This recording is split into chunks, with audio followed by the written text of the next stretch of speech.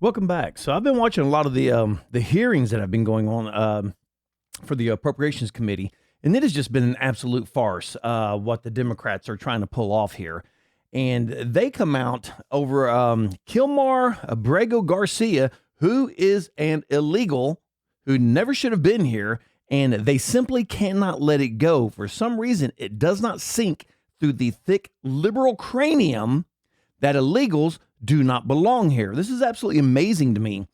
And so Chris Murphy decides he's going to question Kristi Noem. And let me just say right now that first off, he is dealing with a superior intelligence. All right. He's simply outmatched, outclassed all the way around. And she makes him look like a fool. And I gotta be honest, I'm not really sure what he's trying to get to here because he's often making no point whatsoever, and he has no point. But what he is doing is following the liberal Democrat playbook to the T, and he's trying to goad her into saying something that simply is not true. And I have seen the liberals do this time and time and time again when they're questioning Republicans. They're trying to put them in a corner and force them to say something that simply has never happened. And this is absolutely baffling to me how these people keep getting elected. So I'm going to go ahead and play this. This clip is about 7 minutes long. I will be making comments during this clip because this is just ridiculous, absolutely ridiculous. And this shows why we put Donald Trump and why he picked Kristi Noem to be in her position and how much of a clown Chris Murphy is and that he's just simply outclassed by Kristi Noem. Thank you very much. Madam Secretary, AI is an enormous growing industry critical to the future economic health of the country. We have had the benefit over the years of the top talent in AI, researchers, students coming to the United States to help us grow that industry. But for the first time in the last 15 years, there are more top talented individuals and workers in AI leaving the country than coming here. And the reason is pretty simple. People who are coming here to work from overseas through the visa program are very uncertain about what their rights are. And that is because of the actions this administration has taken. So I think it's important to get on the record for those individuals who are here currently and those thinking of coming to the United States to work or to study to understand what their rights are. Okay, that's an absolute lie. They know exactly what their rights are. Their rights are literally spelled out for them when they go and apply. It's pretty simple. If you have a student visa or a work visa, you come over to America. You are not a citizen. That does not give you citizenship.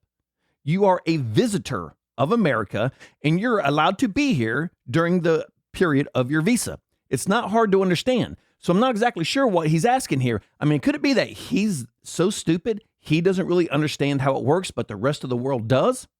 This is not very complicated. Let me ask you a series of pretty simple questions. Probably the key of right amongst the five freedoms is the right to free speech, the right to express your own personal opinion about politics, culture, the economy. Except for when Joe Biden was president, because apparently we didn't have that right for free speech and to express our political beliefs or our religious beliefs.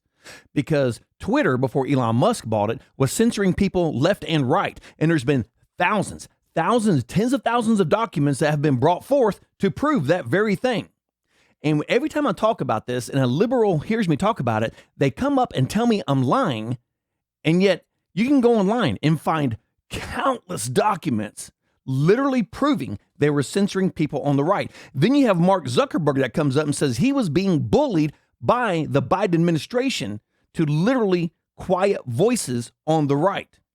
So it amazes me how these liberals always talk about, free speech, but they never talk about how much they suppressed free speech of the right during the Biden administration. Because let's be honest, in a liberal's mind, what happened yesterday, that's forgotten. It's only what happens right now that matters. They never look back, kind of like when they were trying to get rid of the filibuster under Donald Trump. The Democrats wanted it gone. They wanted the filibuster gone. I'm sorry, under Joe Biden. I'm sorry.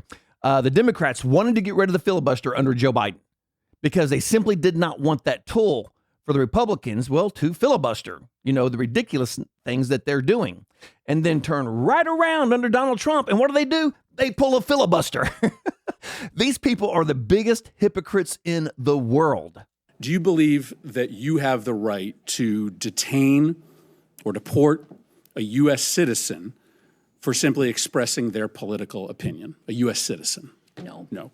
Do you believe that you have the right to detain or deport a legal permanent resident for expressing their political opinion? I don't make decisions on legal status here in the United States. The Department of State does that, and I would say that as they've gone through an evaluation of who gets a visa, who gets legal status, green cards, they've been evaluating and discussing how that applies. Well, to people I acknowledge that are in that this you don't. country. I acknowledge you don't make. Right. But if someone is a legal, Okay, if you acknowledge that she doesn't make the decision, why are you asking her? What are you fishing for here? Besides just being a complete moronic liberal, why are you asking her a question that she's simply, it's not her decision? So why even bring this up?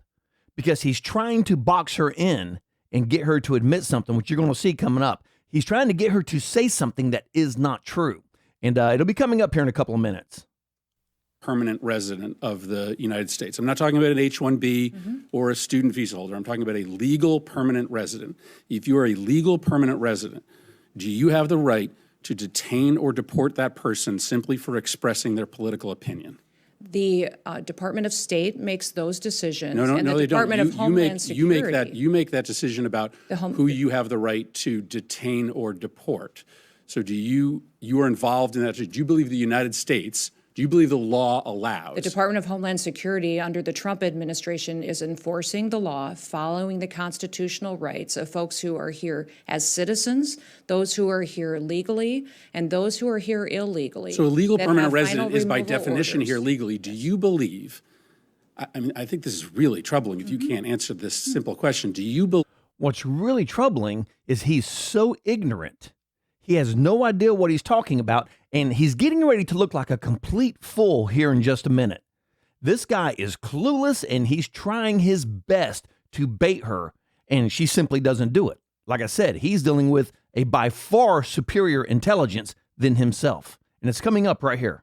that the U.S. government can detain and deport a legal permanent resident for expressing a political opinion that the administration disagrees with? The determination you're asking for is based on things that you are determining that the Secretary of State has considered and evaluated. We don't evaluate that, the administration, along with a partnership with the Department of State, on what is political speech and what's an affiliation with a foreign terrorist Do you organization. believe? That's the difference Do between you the two believe that you're asking. that you can detain We and follow deport the a direction of legal federal permanent law. resident for expressing a political We have not opinion? detained we have not deported anybody who's a legal permanent resident or a citizen of the United States. Then say you don't have the ability to do that. We have clarify that for is the true. millions of. That is exactly what I'm doing, is that we have followed exactly what the law is, and that we have not detained or deported anybody who's a citizen or has legal status in this country. We are focused on the worst of the worst dangerous You criminals do not believe you have to get them out you of do the not believe country. you have the ability to do that. We have not done that at all, and the Trump administration has no plans Well, just to because do you haven't that. done We it do doesn't not mean do that it. you won't do it in the We future. are following do you the believe?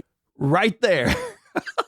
What a clown this guy is. Well, just because you haven't done it does not mean you won't do it in the future. Oh my God. How does this guy even get this position? How does he get this position? He's simply trying to bait her, and it doesn't work.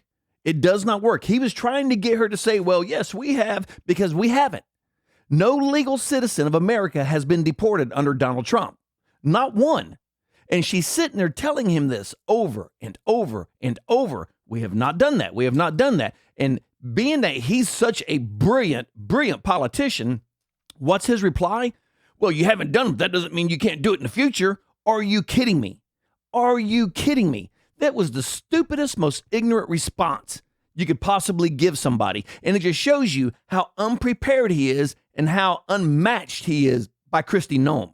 Have the law ability to do ensure that or that not? we are doing I think you the were gonna- I exact think- appropriate thing in partnership with the Department of State and in partnership with the Trump administration. Have you read I assume you have read the Supreme Court decision in the case of Kilmar-Abrego Garcia. Yes. That court decision requires the administration to facilitate Kilmar Abrego Garcia's release from El Salvador.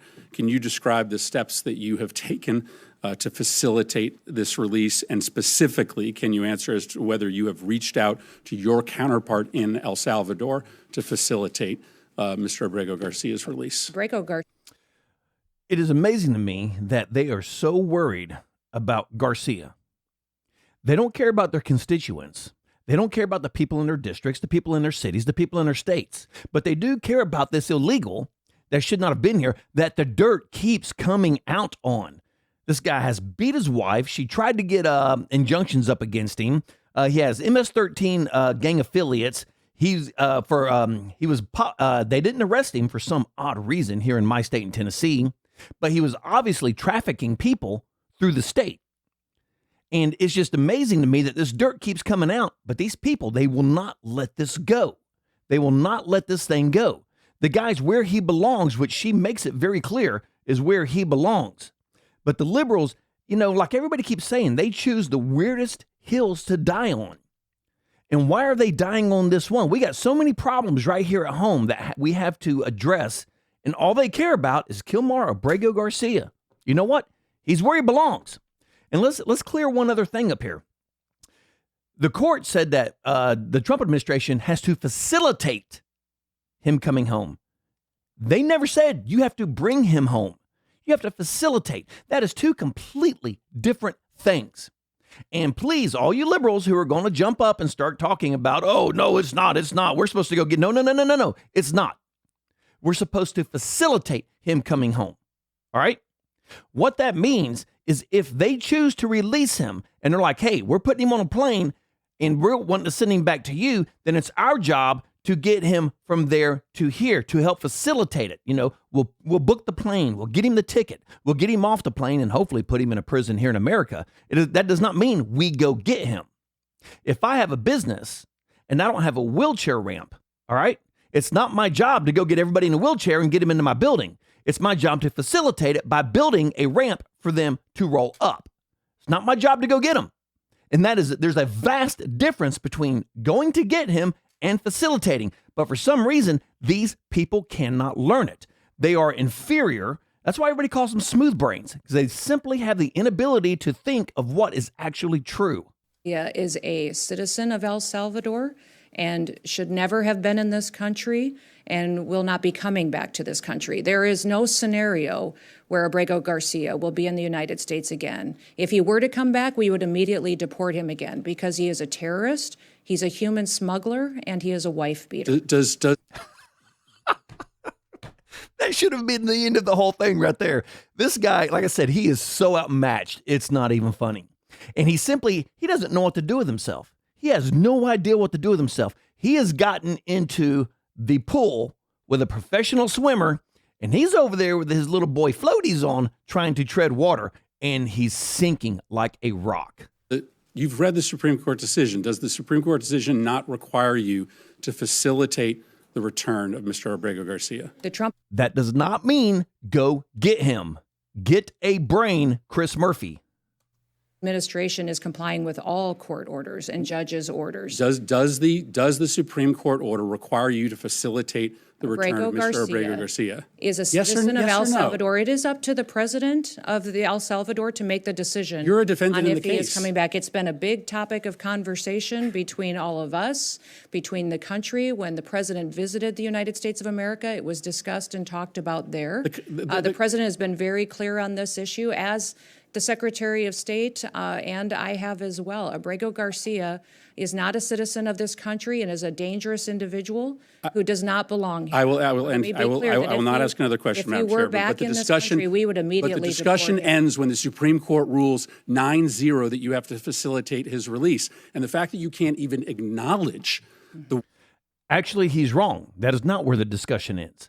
He's a moron. The discussion ended when she said, "Hey, he's a criminal. He's not a citizen." In this case, the Supreme Court was wrong. Absolutely wrong. I was stunned when it came across 9-0 to facilitate his release. But it comes down to one simple thing. The president of El Salvador has to be the one to release him. We cannot call El Salvador and say, hey, we demand you release him so we can facilitate him coming back to America. It's strictly up to him. If he wants to release him and says, hey, we want him to come back to the United States, at that point, we jump in and we help facilitate getting him from point A to point B. At no point does that mean we go get him, break him out of jail, pull him out of his country, and bring him back to a country he's not a citizen of.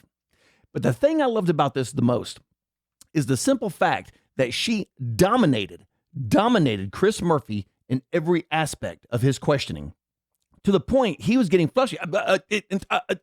He had no idea what to do. And like I said, he was with a by far superior intelligence. And she pretty much showed him, this is the rule of law. This is what we're doing. You are completely clueless and you have no idea what we're talking about. And I'm going to prove you wrong over and over and over, which is exactly what she did.